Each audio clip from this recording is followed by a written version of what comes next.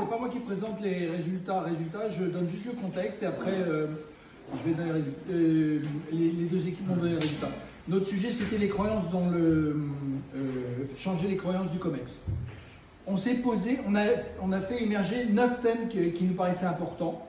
Le premier, c'était quel est le véritable pouvoir du décideur dans le changement de croyance de l'entreprise? Est-ce que c'est le décideur qui a le pouvoir de changer les croyances et le paradigme de pensée? La deuxième question, c'était quelle influence de la diversité des croyances dans le COMEX? Et en particulier, comment réagit un COMEX quand il y a une parité homme-femme, quand il y a des gens qui ne sont pas tous des ingénieurs XPON, etc., etc.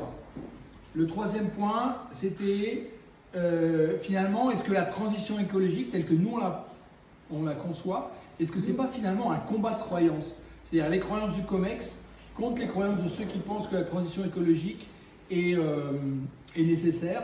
Et ce combat de croyances, finalement, est-ce que ce n'est pas aussi une faiblesse pour ceux qui souhaitent aller vers une transition écologique, s'ils ne le reconnaissent pas?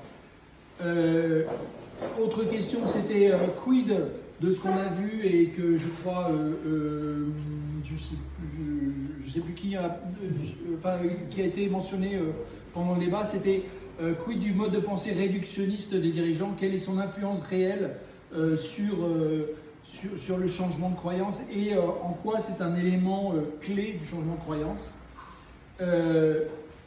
Et puis une question qu'on s'est posée, c'est est-ce qu'on peut processer un changement de croyance? Est-ce que ça peut donner lieu à une méthode?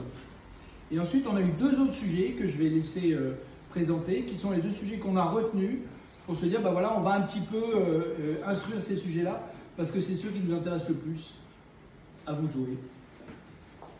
Je tourne le masque.